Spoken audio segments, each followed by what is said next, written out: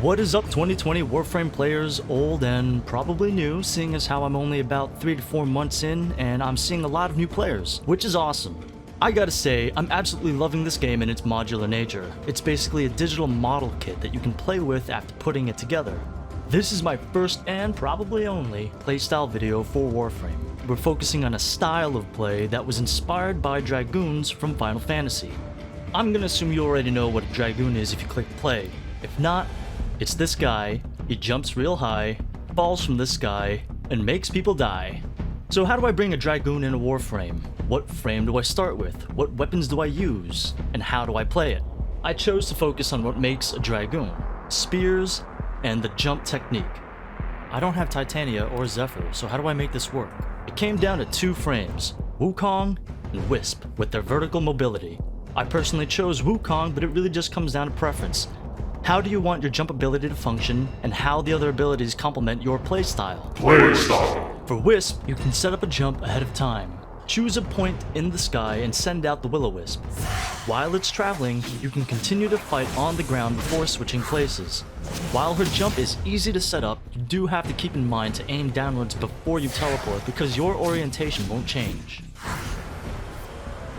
Her motes are super handy for the squad as well as yourself, particularly the haste mote. This makes her great as a team player. For Wukong, his Cloudwalker is easily one of the best things in open worlds. It basically flings you into the air and refreshes your double jumps. If you're using agile aim, you can travel at a pretty decent speed. It's actively controlled, making it slightly more intuitive. There are 2 methods I use depending on the situation. You can activate Cloudwalker and simply travel forward while aiming upwards.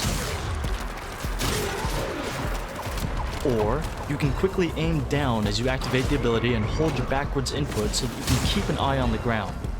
You can also strafe while doing this if you want to travel towards your targets. I personally prefer this method for jumps, and his Celestial Twin is incredibly useful. For mid-air movement, I'm torn between Firewalker and Patagium. More aim glide is key, so Patagium is the obvious choice, but I have to admit, using Firewalker is just... that boom sparks joy.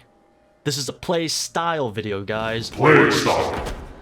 Forget about Modus Signal, that boost and double jump just isn't gonna help. You essentially build both frames the same. Efficiency, energy max, then duration so that you can keep doing jumps. Don't skimp on strength, especially for Wisp. Slam attacks are basically the end result of all this jumping, so we're going to need Seismic Wave. I initially included Heavy Impact, but it doesn't proc when doing a slam attack. I have no idea if that's a bug or by design.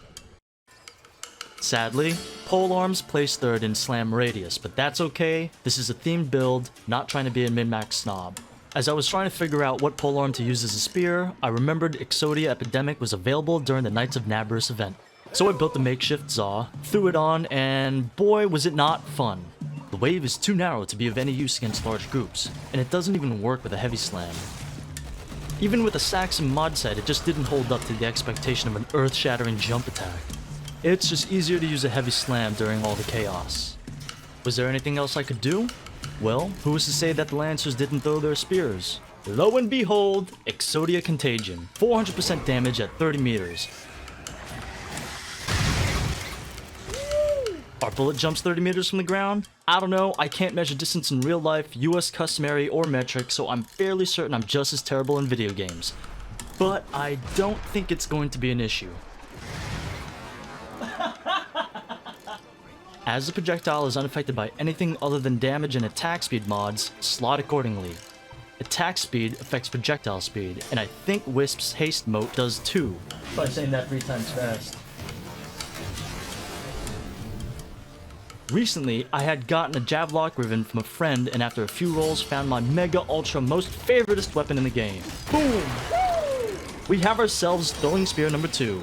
Not gonna lie, was already having fun with this before making this build, but still, it takes a lot of work to get it to this level, roughly 5 format. But it is so worth it. Go for flat damage, crit damage, and mag capacity, because for every round in the magazine when you throw it, you get 20% more damage, stacked. This thing will straight up nuke everything. If you want fast movement while you're jumping, agile aim on your primary is the way to go. I found it incredibly fun to just zip around the map without having to switch into flight mode.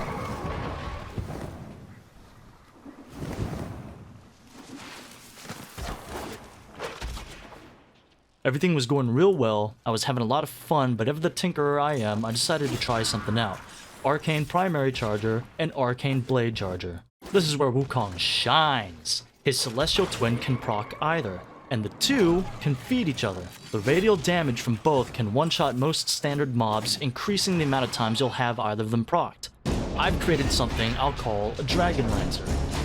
So it's not 100% a Dragoon, but it's close enough. It's this guy, he jumps real high, falls from the sky, and makes people die!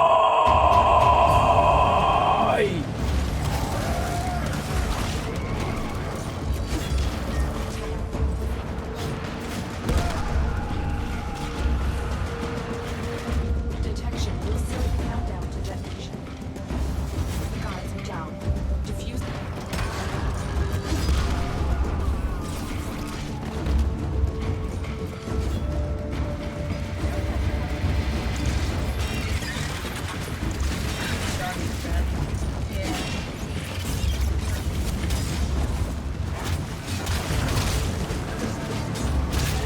Is it a viable build to play?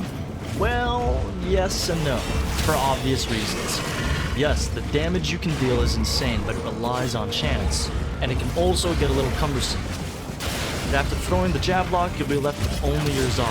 And if you want that Exodia Contagion to shine, you have to build it with base damage in mind. This usually means really slow melee speeds. You'll need to boost that with mods, meaning you'll have less space to work with. The damage you'll inflict is nuts, but you will be flying all over the place, so hopefully your aim is fast and true.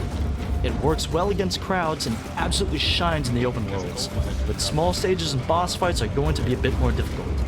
Either way, I had a blast putting this together, and I still break it out fairly regularly when I'm not dropping beats with my Octavia. Hope you guys enjoyed.